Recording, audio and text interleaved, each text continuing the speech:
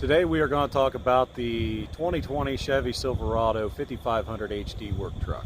This behind me is a four-wheel drive unit. As you can see, it is a crew cab truck. I'm going to tell you my dislikes and likes about the truck. I've put over 3,000 miles on it since I've had it, and you know, I'll give you a little bit of intel of what to expect. So let's get to it. First thing I'd like to say about the truck is I'm glad Chevy came back out with these medium duty trucks. I'm going to go ahead and apologize for the wind and stuff. I've been trying to do this video for the past few days and the wind just won't stop, so we'll just have to bear through it. Chevy come back out with these medium duty trucks, thankfully, and they are gorgeous in my eyes. You can get different trim packages on the truck. You can also get this in an LT model as well. I didn't have this truck built. This truck was already built, and the way it is basically the way that I bought it, except for the bed, the toolboxes, the rear fenders, and also the wheels. This truck came with black wheels. Everything else as far as the cabin chassis is the way it came. As far as the interior on this truck, being that it is a work truck, I ended up with vinyl seats, which are actually very comfortable, believe it or not, very soft, and vinyl floor or rubber floor in the truck. Getting up in the truck here, you know, the gauge cluster is basically the same. It's a little dumbed down here for your dash. Also, the radio display in this truck, you can have 3 different options on the display size.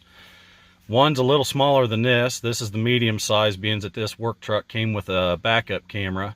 If you want the larger screen, I believe you have to get the LT model. This also has, this truck was equipped with engine brake, and it also has the 3 auxiliary switches on it as well.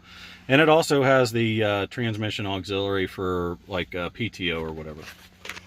It is integrated with the trailer brake system with this truck. That way we can tow.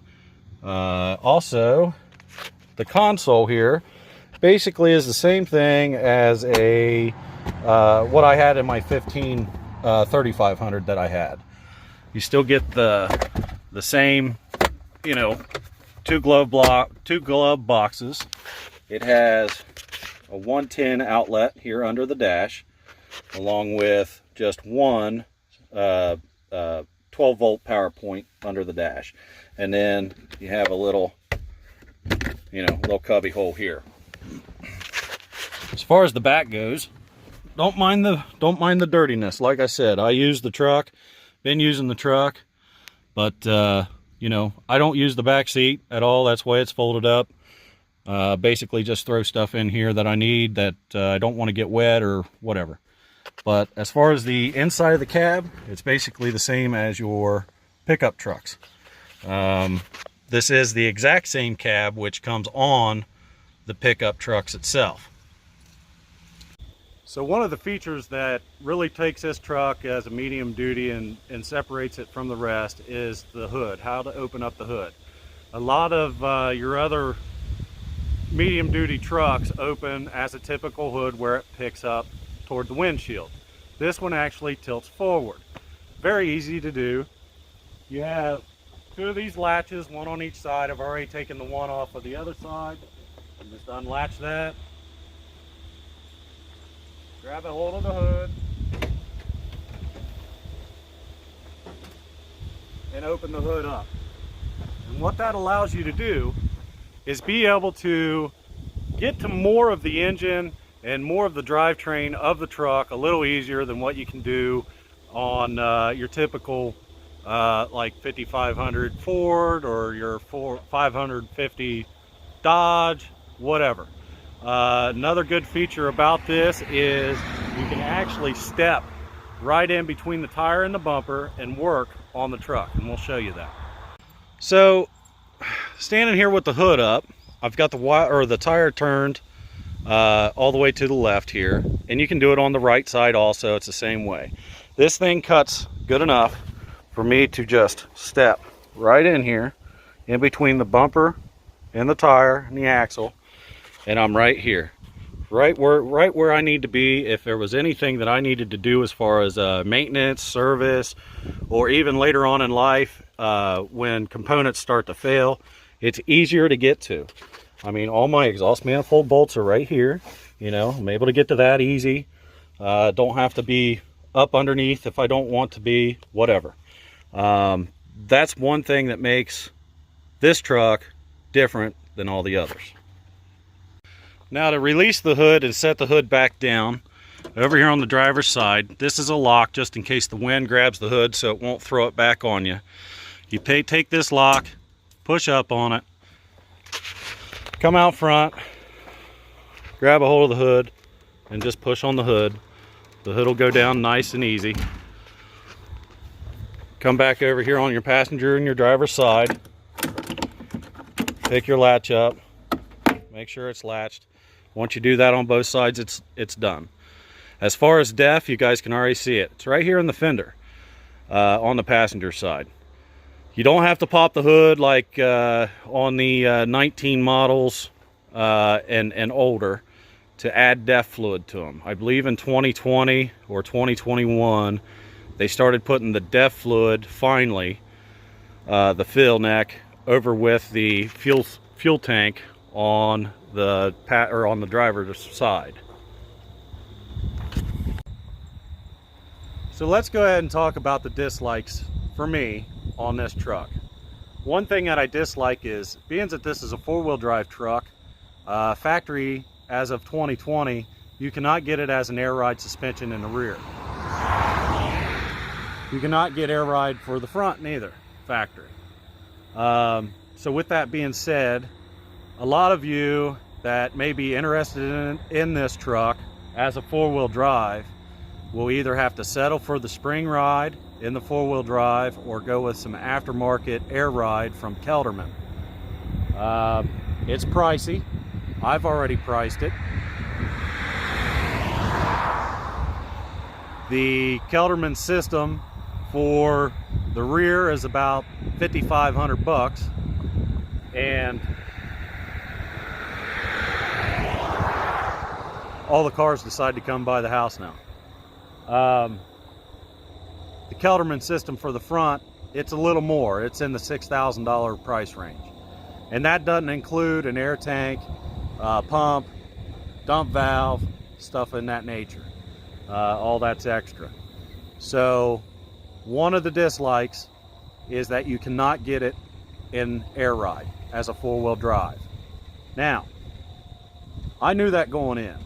So if you're going to buy a truck just because it looks good and not use it as a truck every day, I'm telling you, this is not the truck for you unless you want to go spend some big money on some air ride system. It rides like an old Chevrolet, like an old square body 1-ton Chevrolet. I mean, it'll beat you to death if there's no weight in it. But I'm used to that. I've owned tons of those square bodies, and I have one in the garage, so it doesn't bother me that much. One of the other disadvantages to me for the four-wheel drive is for 2020, as far as the rear end gearing, you can only get a 410 gear. As in the two-wheel drive, you can get different gearing. There is one other thing that I don't like about this truck, and Chevy ought to be ashamed of themselves. They ought to be embarrassed for even installing what I'm about to show you on this truck, on a truck this size, a truck like this, and I'll show that to you now.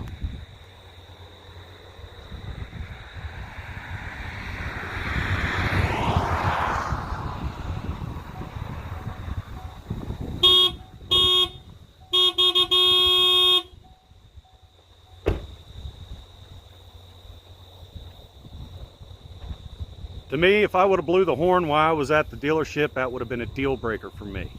I don't want a Prius horn on my Chevrolet. Why they did that, I have no idea. Evidently it was to save money, whatever. But that's a good way to get loss of business from me. So we'll change that. That's already been ordered, and we'll put something else on that. That horn that you just heard is a big deal breaker for me. Chevy ought to be embarrassed. They should be ashamed. They should have never put a Prius horn on a truck this size, or a truck like this, or any of their product, because it just sounds like weakness. This truck to me is by far weak. Plenty of power for what it is, plenty of power for what I'm going to use it for. It's more of a truck than I'll ever need, and that was the reason I bought it. I do not plan on buying another new truck ever. This truck will satisfy my needs for what I decide to do in life, probably until I die. So this truck here is here for the long haul. So what do I like about the truck? I love the truck. I love everything about it except for that stinking horn. Other than that, truck's perfect for me. Now, is it bumpy? Yes. What am I going to do about the bumpiness in the future and as I get older? More than likely, I will do an air ride kit on it. Depending on the price of having it installed, I will either install it myself or just let them install it. More than likely, I will be going through Kelderman air suspension, which I believe is out in Iowa. We'll end up going out there. We'll either go out there and pick up a system later on in life, or we'll go out there and let them put the system on. And that could be a video later on in life. I didn't buy this truck to put it in the fleet as far as for my trucking company. I bought this truck to use around here locally. Basically my grocery getter per se, date night truck, whatever. But this is the truck that I've been after for a long time, and I finally got it. They finally started building them again. I finally got what I want. I do not plan on buying another truck, another brand new truck ever. This is it. This should last me until I die. For future plans, with my life, this truck will support me in what I'm wanting to do in the future. It's plenty of truck of what I'm going to need for the future, and shouldn't have any issues as far as that goes, as needing a bigger truck. Now, let's talk about what I put on the truck since I've bought it. So as I said in the beginning of the video, this truck came with black wheels, black steel wheels. You can get these trucks ordered with black wheels, whether they're steel black, steel gray, or steel white. You can also get them with Alcoa aluminum. I ended up buying Alcoa aluminum wheels for it after I purchased the truck, and those were about $1,300 for 4 of them. So the inner back ones are still steel.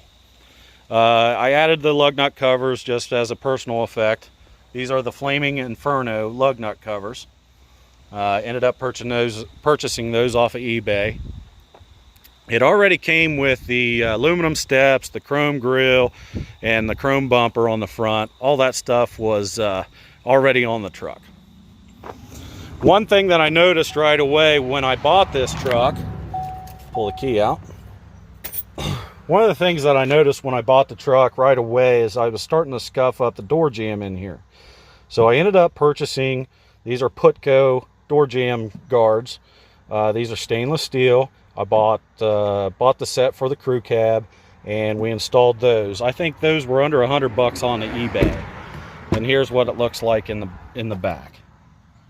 So that's what I did there.